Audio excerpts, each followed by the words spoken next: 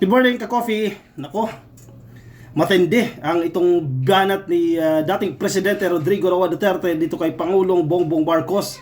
No holds barred. Grabe, ka-coffee, ang pambababoy na ito, ka-coffee, sa ginawa ni former President kay Pangulong Bongbong Marcos. At inulit niya ito na nung siya daw po ay Presidente, kasama daw po siya sa listahan ng mga gumagamit ng ipinagbabawal na gamot. Pero bakit hindi niyo pinaaresto? Bakit hindi niyo pinaimbestigahan during that period? And maraming mga pangalan ang nasama sa listahan na yan na hindi naman talaga involved. Paano kung isa si Presidente Bongbong Marcos dyan? Sige, pakinggan natin, ka-coffee, yung kanyang talumpati dyan po sa Davao City na ginawa nila. Nagkaroon po sila ng rally dyan kahapon, kasabay po ng Bagong Pilipinas rally. Sige, pakinggan natin itong speech ng dating Presidente. Magugulat kayo, ka-coffee, dahil sa tindi ng parang galit na galit itong si Duterte. Napakahaba ng kanyang speech, 45 minutes. Ako, Mr. President, Ma'am Lisa Araneta Marcos, hindi ninyo ako kalaban. Wala akong sinasabi ng masama. Hindi lang ako makakampanya noon. Alam mo, iniiwasan ko ito. Itong panahon na ito talaga ang iniwasan ko kasi mapipilitan ako ngayon magsalita. Bakit hinintay pa? Laban Noon ng pa. mga tao sa gobyerno. Alam mo, Mr. President, hindi ako maghingi ng tawad. Kagawan mo yan eh. It is your responsibilities sa sarili mo. What you do in this world binds you. Iyo yan. Huwag mong sisihin ang ibang tao kasi sarili mong utak at katawan yan.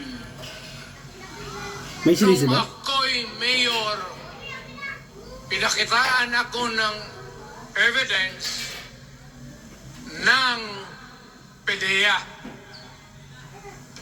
Doon sa listahan, nandoon yung pangalan mo.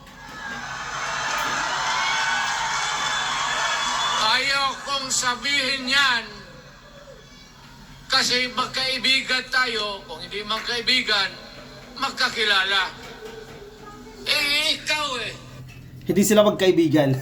Malinaw na malinaw, ka-coffee, na hindi sila magkaibigan. Posible na si Amy Marcos pa ang kaibigan, pero definitely hindi na kaibigan si Pangulong Bongbong Marcos. Dahil kung kaibigan niya yan, hindi niya gagawin yan.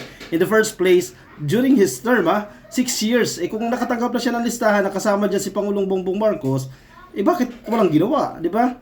Bakit hindi pinaimbestigahan yan para naging patas? Narinig din sana yung side ni Pangulong Bongbong Marcos during that time na lumabas siyang listahan na yan. Kasi again, marami mga pangalan that time ang napasama doon sa listahan na napatunayan na wala namang kaugnayan. Ang iba nga patay na, ka-coffee, at kasama pa rin po doon sa listahan. And isa pa, bakit ngayon lang ito inilalabas? Though na-mention niya ito during the campaign, pahapyaw, pero sabi niya natatakot siya dumating sa puntong ito na ilalabas niya na ito. Bakit ganoon ang ikinagagalit dito ni former President Rodrigo Roa Duterte? Posible ang basihan dyan, base din sa ating mga nababasa, dahil nga negatibo na yung resulta nitong ICC o negatibo sa mga Duterte itong investigasyon ng ICC, at anytime daw pwedeng arestuhin itong si dating Presidente Duterte. So posible na isa yan sa kanyang ikinagagalit. At pangalawa, itong People's Initiative na ang kanilang bintang pinapangunahan daw yan ng House of Representatives. So yan yung mga possible reasons kung bakit sila ganoon kagalit na galit. Kasi kung titingnan mo, balikan natin bagya, last month lang sabi niya kakausapin niya ang Presidente para magpatulong dito sa kaso ng SMNI, pero wala tayong narinig na may nangyaring ganyang usapan, no, na na nagpunta itong si Duterte dyan sa Malacanang, no, para makiusap or kung ano man patungkol dyan sa kaso ng SMNI. And ano bang ginagawa ni PBBM dito sa People's Initiative? Kasi ang main topic nitong rally na to dyan sa Davao, itong People's Initiative yung kanilang pagtutol. Anong direct involvement dyan ni PBBM? Wala naman siyang ginagawa dyan. di ba? If ever man, sige, sabihin na natin na Kongreso may in a way directly or indirectly connected dito sa cause na ito dahil sila ay kinatawan ng mga tao. Posible pa, di ba? Pero si PBBM na wala nga siyang ideya dito, definitely hindi siya nag-initiate nito na pangunahan o i-launch itong People's Initiative Drive at magbigay ng kung ano bang pong pabuya para sabihin ito. So sa tingin ko lang, dahil lumang issue na naman ito, wala nang maiba tong magandang issue o matibay na issue against the Marcoses itong si PRRD. At hindi niya ba nako-consider, hindi na ba tinitingnan na si Vice President Sara Duterte, anak niya mismo yan, kasama ng presidente, miyembro ng gabinete dahil kalihim ito ng Department of Education. And then sa speech kasi, sa tono ng speech ni Duterte, mahaba kasi yung speech 45 minutes yung speech Parang gusto niya buwagin itong Congress, pinakikiusapan niya itong militar na wasakin itong Kongreso kung ipagpapatuloy daw itong People's Initiative. Parang gibain ang gobyerno, di ba? Ang mga anak po, bahagi ng gobyerno. Si Vice President, bahagi ng gobyerno. Si Pulong Duterte, bahagi ng gobyerno. Miyembro mismo ng Congress na sinabihan niya na lahat kayo dyan, parang hindi naman directly sinabi niya mga magnanakaw, pero lahat kayo dyan, nilalahat niya na dito.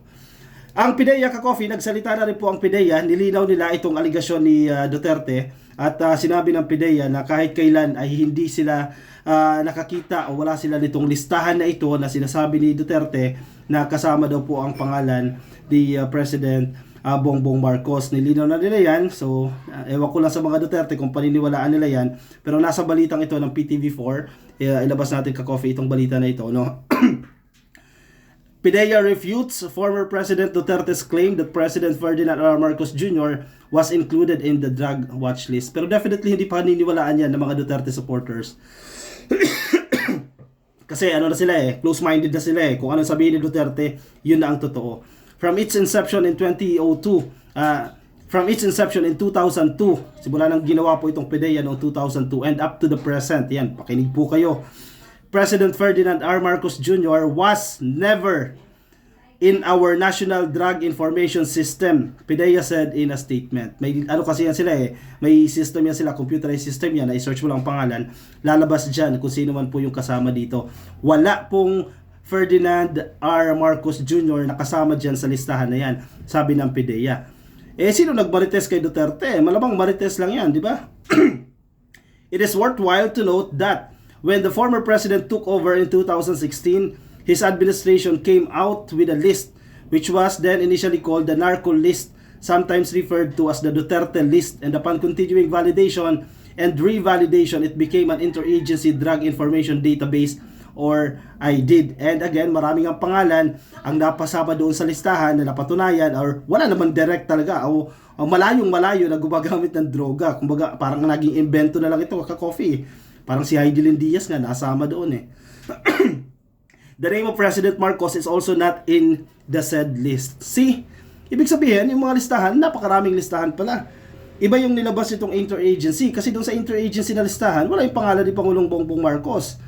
And then, sa PIDEA, wala rin. So, saan galing itong listahan ni Duterte? Ano ito? Invento lang ito? Gawa-gawa lang ito? Para sirain si PBBM kasi ginawa nila yan nagkaroon sila ng first attempt yan during the presidential campaign pero hindi sila nag-succeed, di ba? Pero ngayon, babalik ulit after 2 years, hinahain na naman nila itong issue na ito, hinahain na naman nila itong usapin na to dahil tila nagiging dihado na sila, tila gusto nilang kontrolin ang administrasyon, ganun ba yun?